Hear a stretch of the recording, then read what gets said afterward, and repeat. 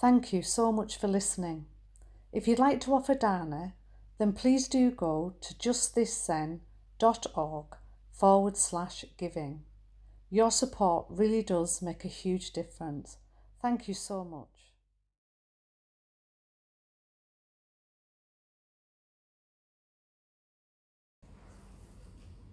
So it feels a bit like John said. There's something deeply touching for me about seeing how many people have come and the effort that people make. So the very first thing that I always feel is kind of incredibly grateful for people for making the effort to give up their time and arrange all the maybe many things you have to arrange to be here. And there's something that we often don't understand that calls us to do that. And if you're anything like me, you will have turned up at retreats basically going, what the hell? Why am I doing this to myself again? And yet it's that something that kind of keeps inviting us, keeps encouraging us to be here. So, and this morning I was really aware of the sun, and I was both delighting in that kind of, the late summer warmth, and we haven't had a lot of that, and wondering whether my face was going to be the same colour as my jumper. And so sort of really sitting with delight and discomfort in pretty much equal measure. That when I relaxed and felt the warmth and thought about all the people over all time who sat under the sun, all our ancestors, this same sun, and there's something deeply connecting about that for me. And then also sitting there thinking, I wish I hadn't worn this jumper. So there's something for me about this practice that is this invitation to constantly sit with beauty and delight and the discomfort of being in a human body and life not going quite the way we want it to. So I thought it was just a gorgeous little moment. And we're going to focus this retreat on this really short poem by Rumi. And again, one of the sort of pleasures of being invited to give a talk is you get to hang out with the ideas for a while. You really have time to kind of let them percolate and to be with them, and that feels like a sort of really beautiful invitation. And it's kind of one of the invitations that we have with practice is to, think about something like one of the lines from the chants and to hang out with it and let it percolate and not to try and just understand it. The Zen practice is not about understanding anything other than the fact that we live a deeply mysterious life that we're never going to understand. That seems to me to be the main invitation. So the poem is let the beauty we love be what we do. Today, like every other day, we wake up empty and frightened. Don't open the door to the study and begin reading. Take down a musical instrument. Let the beauty we love be what we do. There are hundreds of ways to kneel and kiss the ground. There are hundreds of ways to kneel and kiss the ground. It isn't about filling our minds with the ideas and with knowledge and wisdom, although they will really assist our busy minds to think they're up to something good. But it's actually, how do we live an embodied life? What does it mean to live an embodied life of being present, of feeling the beauty in our lives, in the discomfort, in the sorrow, in the difficulties? And I love there's something really magical for me about how we create a pop-up Zendo. You know, we're in the middle of a council building, in the middle of a town or a city, and we can hear the traffic, and people are going about their lives, whatever they're like at this moment. Life is here. And we come together with intention and attention to create a container that will allow us to sit together and get friendly with ourselves, to get friendly with our minds, to understand a little of how we organize the world. And so we're going to really look at and think about this invitation to let the beauty we love be what we do.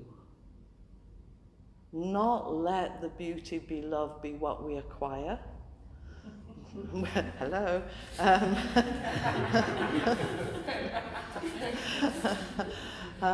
Not let the beauty we love be what we think we're doing in the world, to be the ideas, but to be how we actually are moving in the world.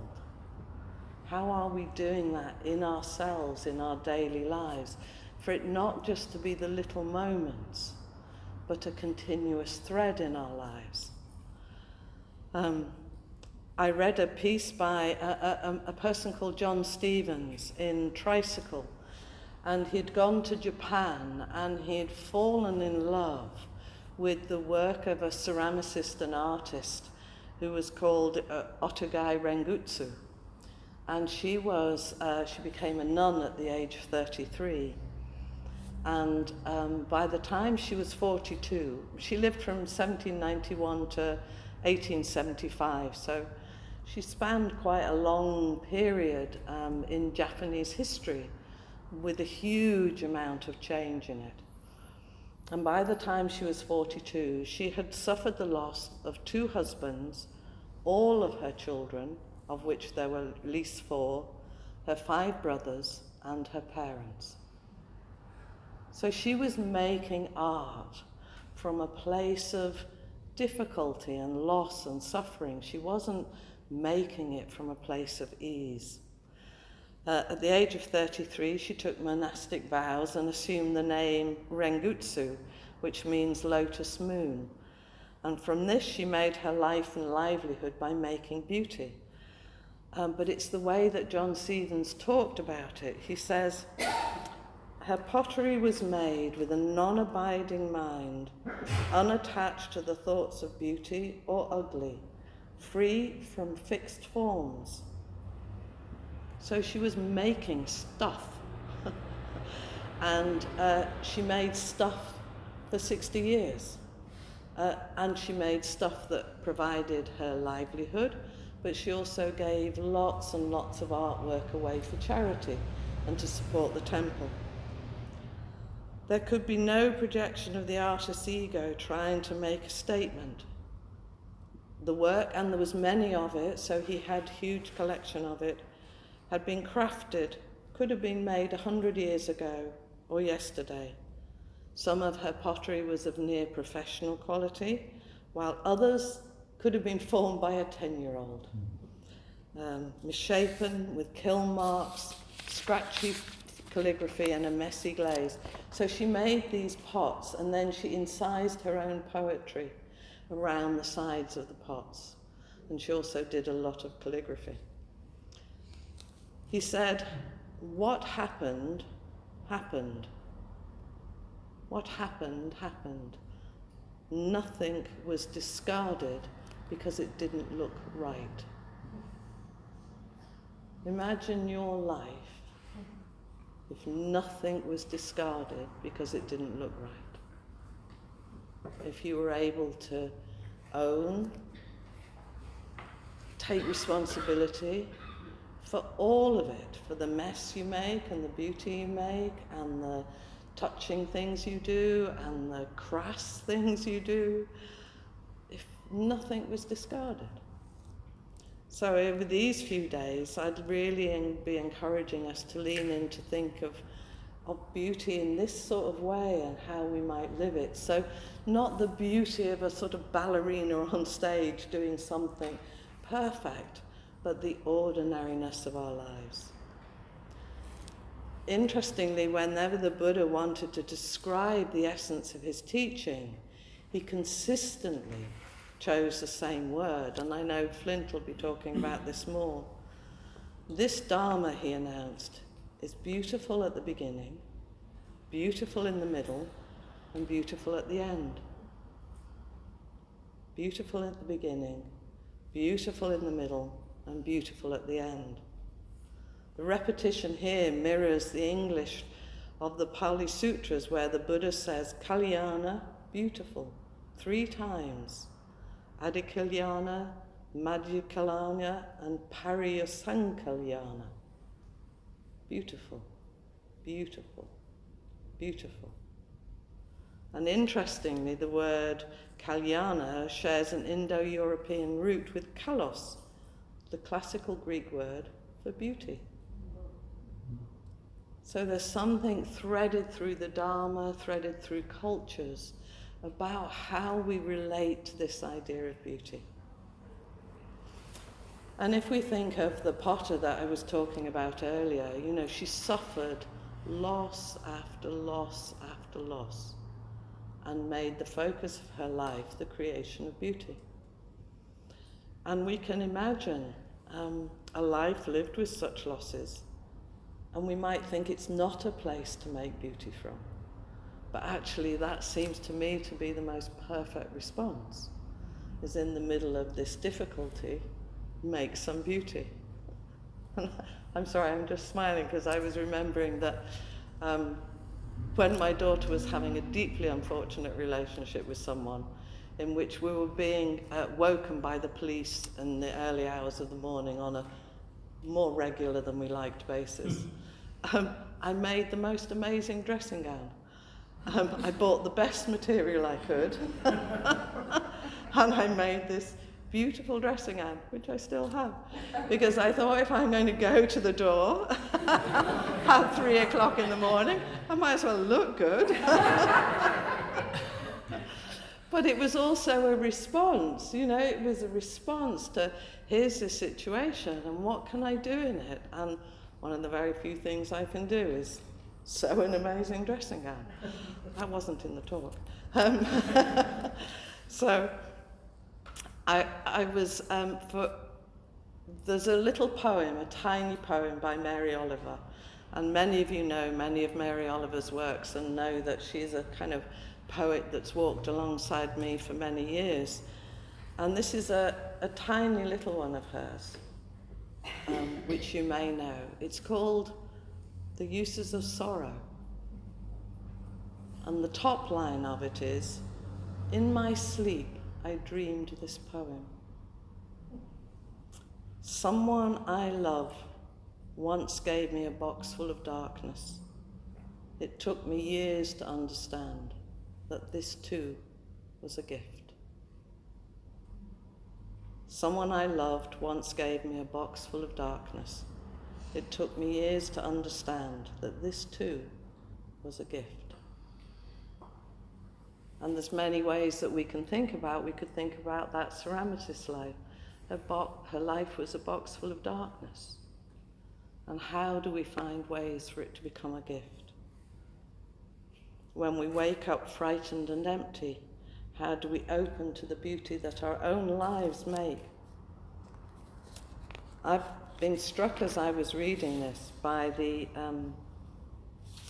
how often it is a physical act through the senses that people talk about their moments of awakening, their moments of opening. So I'll read something from Karen Mason Miller, who talks about her teacher's footsteps. But Flint had hit a moment when he saw Blanche do something with the bowing mat. He saw it. Or there are many reports of hearing something, a fly hitting a screen, a stone dropping into water, a leaf falling. that we awaken not through our mind, but through our bodies. We awaken not through our thoughts, but through our senses.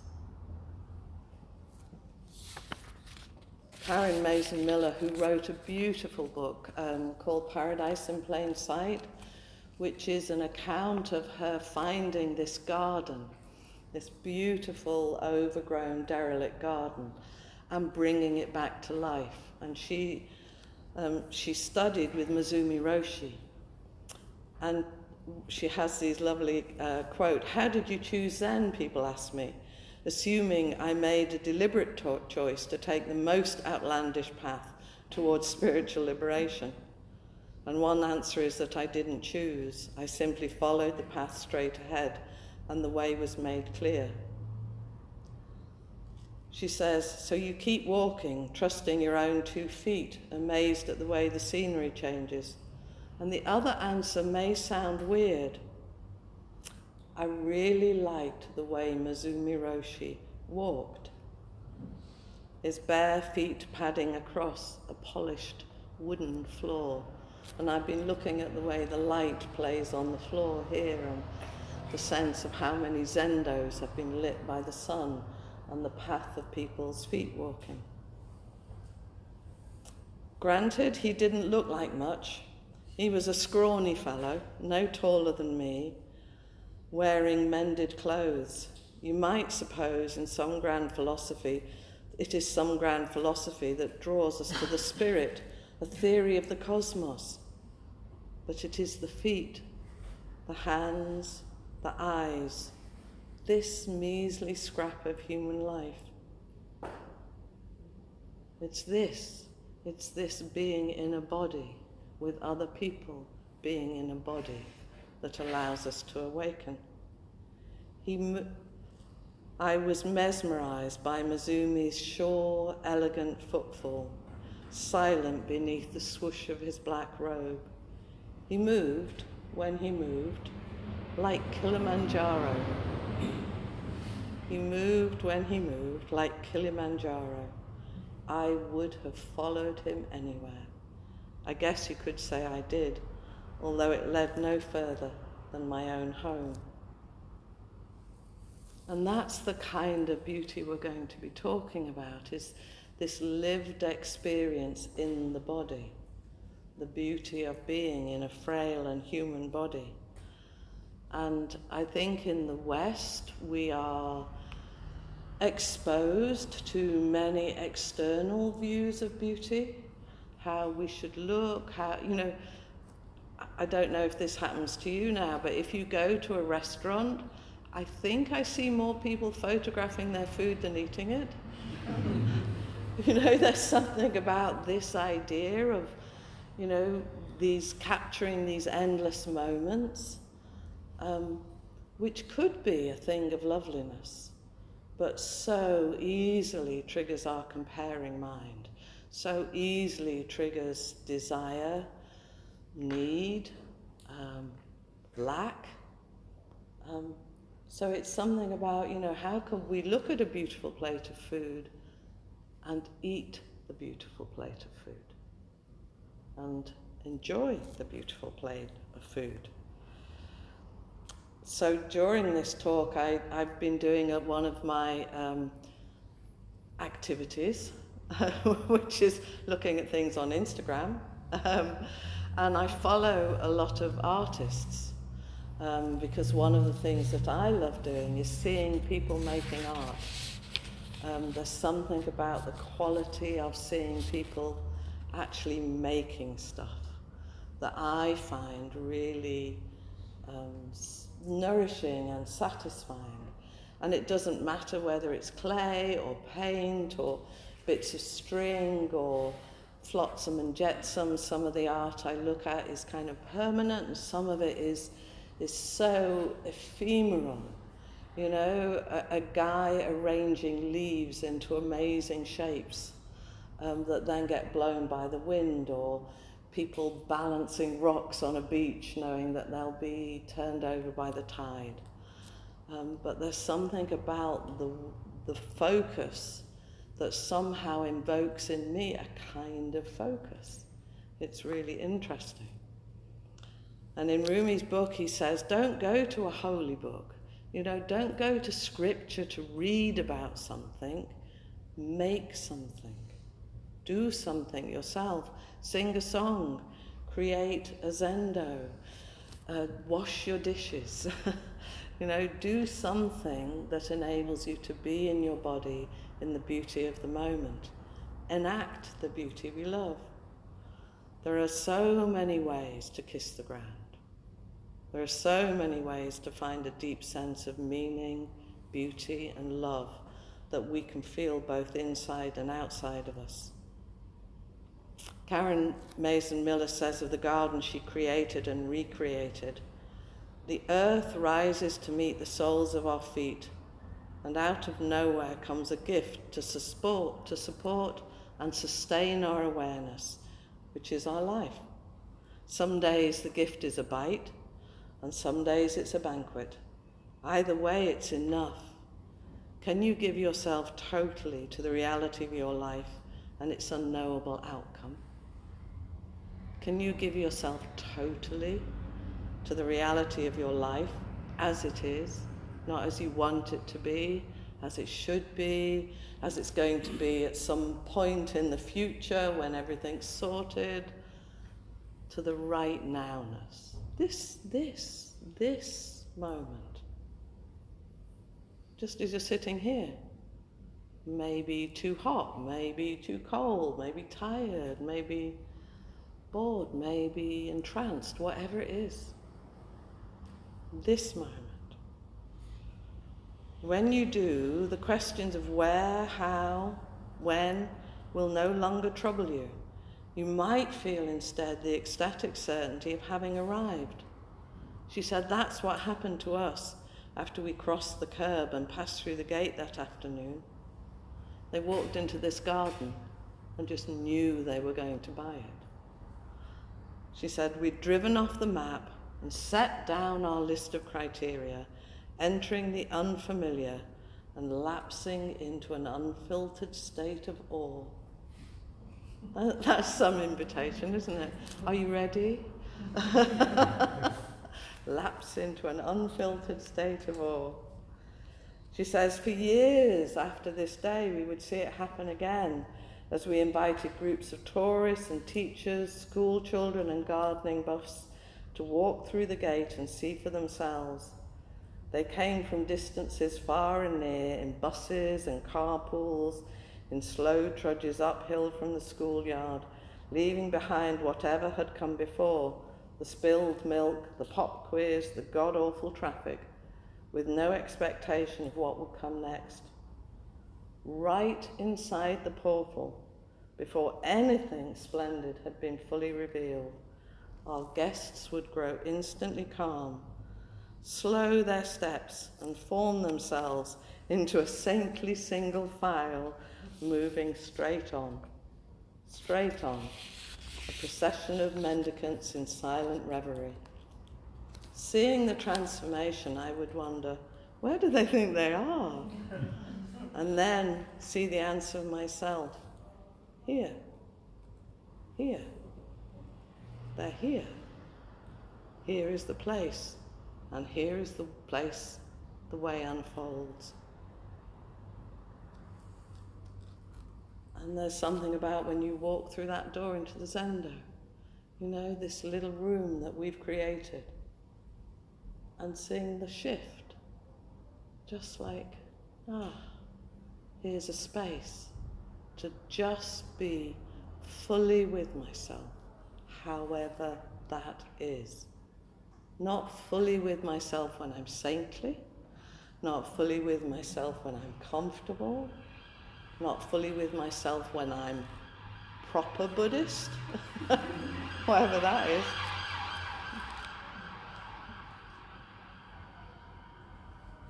An emergency somewhere.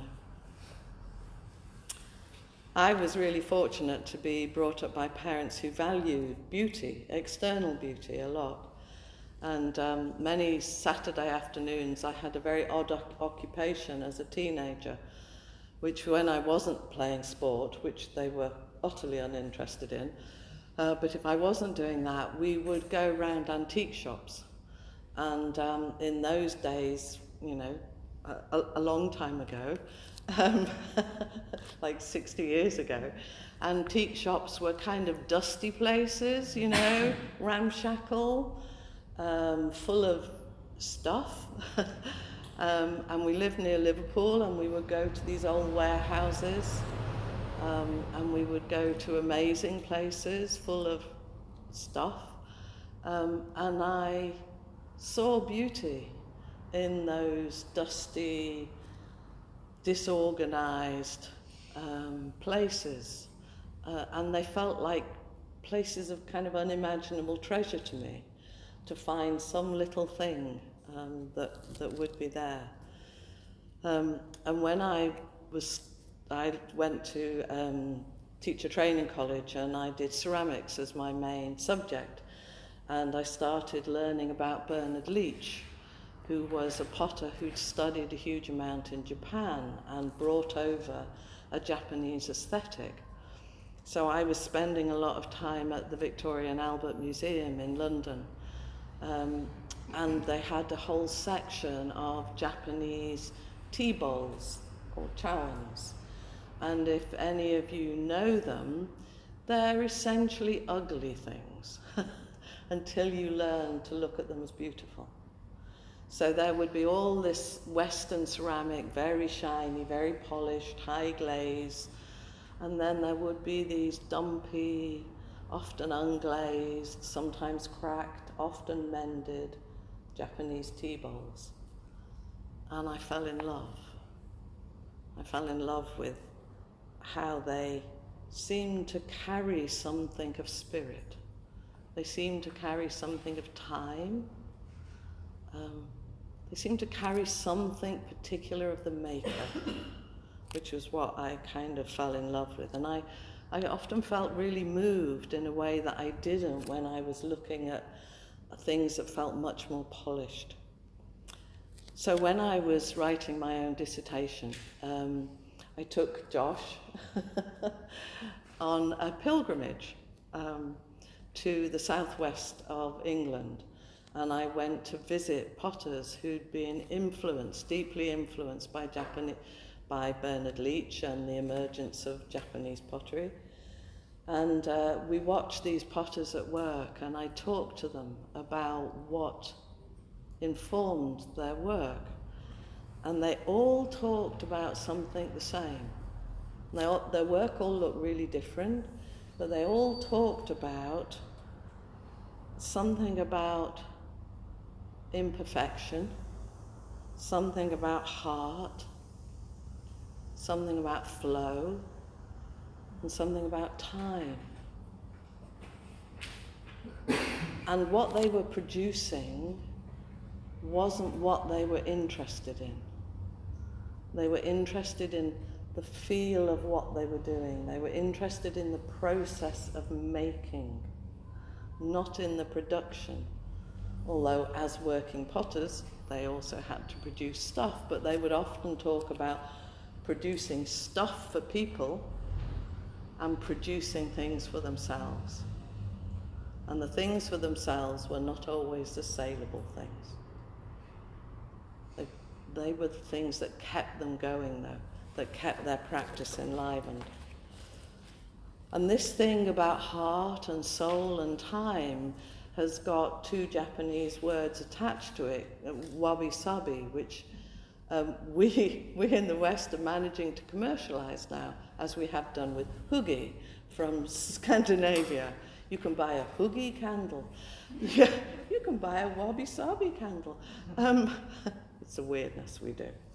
Anyway, in her book, Beth Kempton, who studied art and wabi-sabi in Japan, she says, in Japan, there is no universal definition of wabi-sabi in the Japanese language. It doesn't exist in the Japanese language in the way we think of it.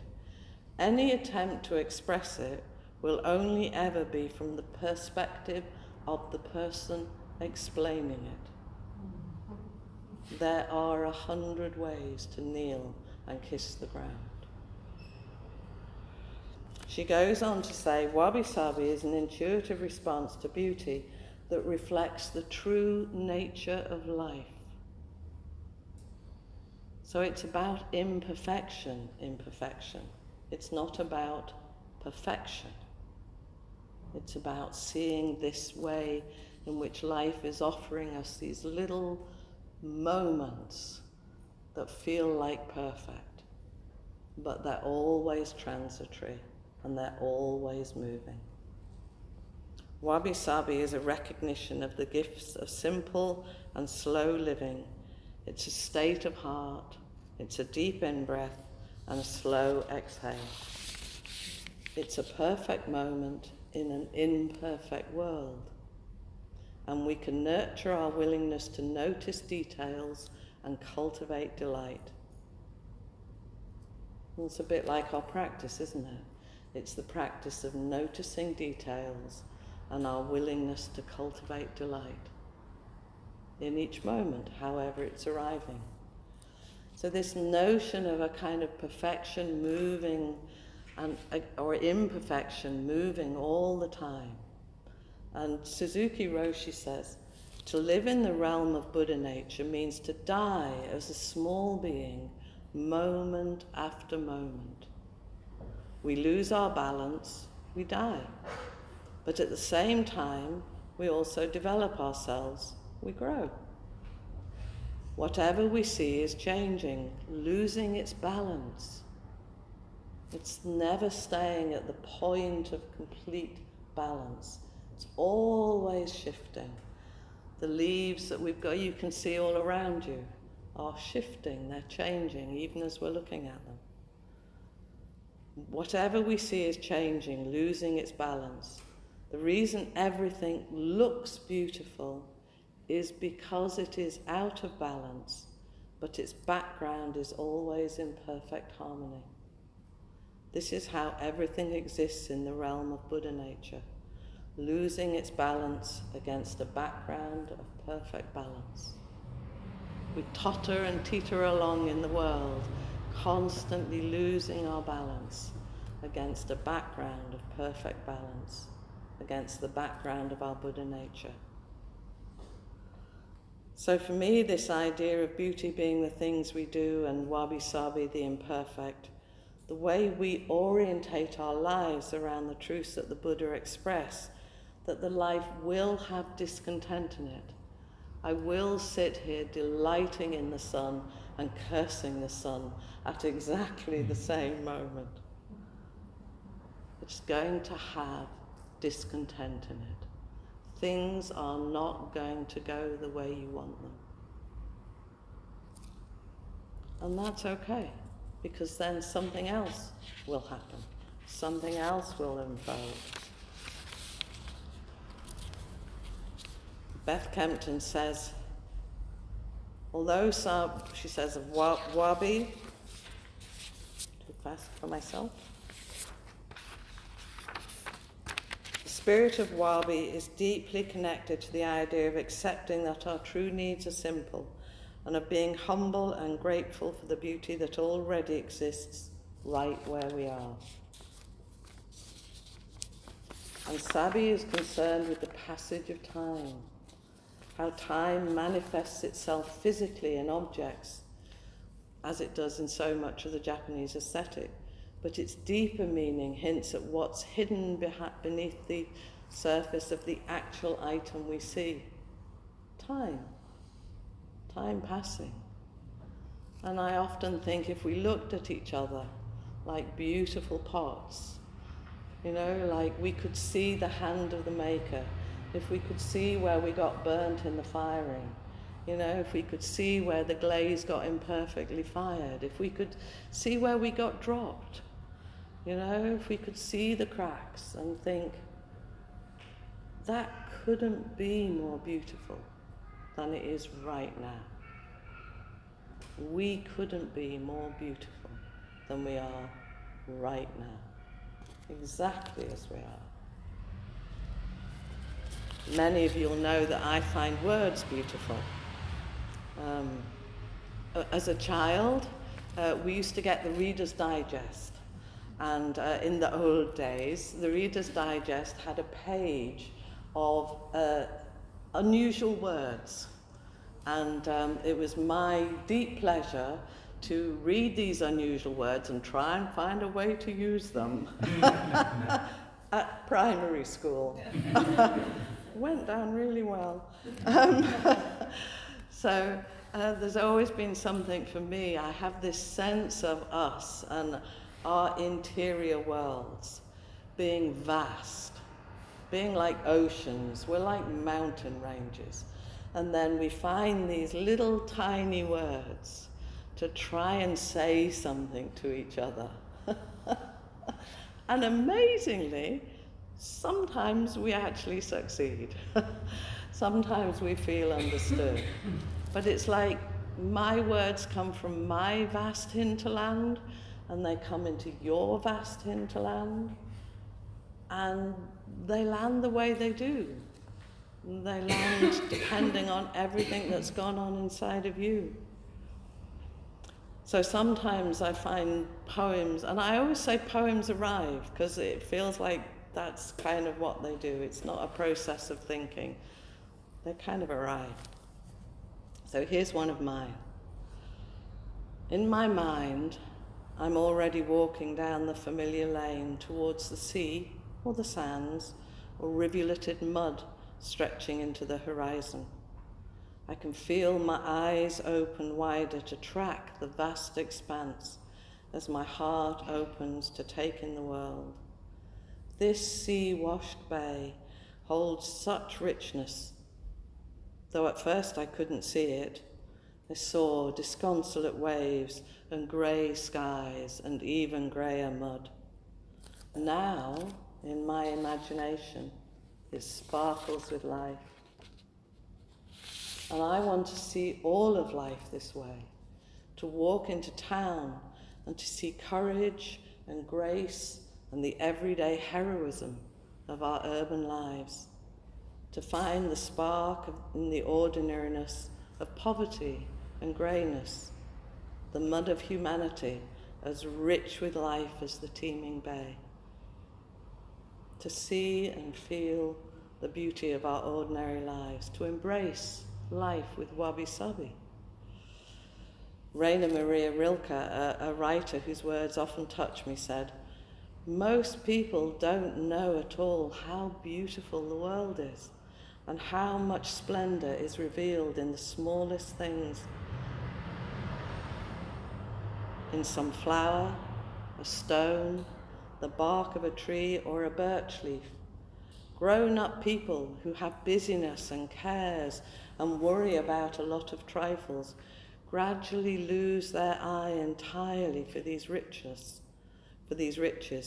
which children, when they are alert, soon notice and love with all their hearts."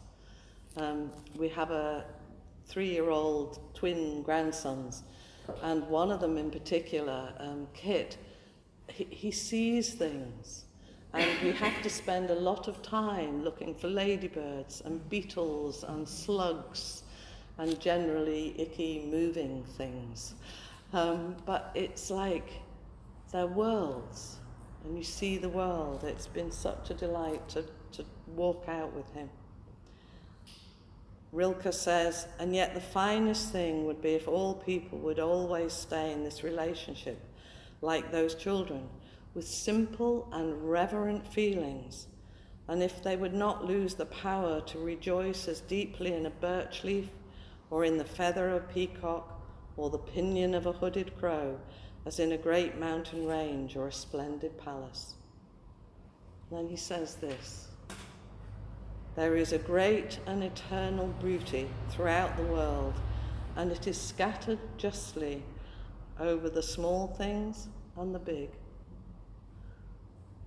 There is a great and eternal beauty throughout the world, and it is scattered justly over the small things and the big.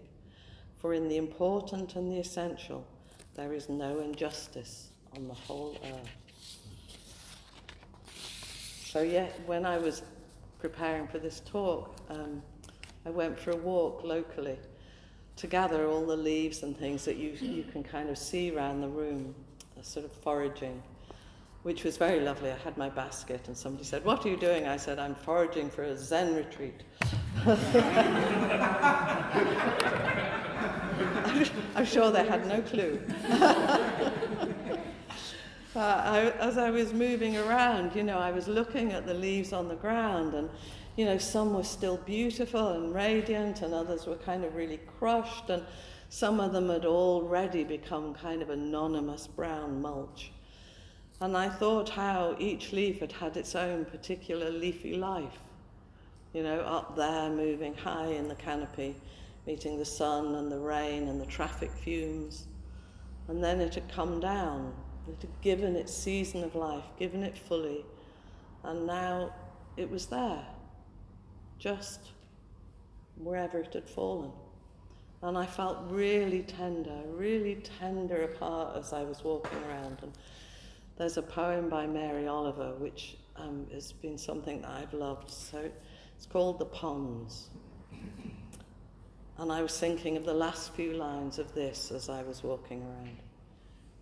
The ponds. Every year, the lilies, and I thought it could be the leaves, are so perfect, I can hardly believe their lapped light crowding the black midsummer ponds. Nobody could count all of them. The muskrats swimming among the pads and the grasses can reach out their muscular arms and touch only so many. They are that rife and wild. But what in this world is perfect? I bend closer and I see how this one is clearly lopsided, and this one wears an orange blight, and this one is a glossy cheek half nibbled away, and that one is a slumped purse full of its own unstoppable decay. Still, what I want in my life is to be willing, to be dazzled, to cast aside the weight of facts, and maybe even a little to float above this difficult world.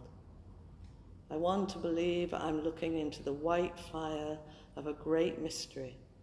I want to believe that the imperfections are nothing, that the light is everything, that it is more than the sum of each flawed blossom rising and fading. And I do. So there are the leaves, living their leaf life, falling to the ground with all the different degrees of imperfection. Here are we, living our lives. One day we too will fall to the ground, full of our own perfections and imperfections. And how is that all right? How is that enough for us? How do we find the 100 ways to reach and touch the ground, to kneel to the great beauty that we have, and the imperfection, and the sorrow, and the distress? That if we only try to see one, we lose so much. If we only try to see beauty, we don't touch the immense gifts that suffering offers us. If we only see sorrow, we miss the blazing glory that we all are and that life is. So the invitation is just to be. Let's be together. We don't have to be anything other at all than what we are in this moment.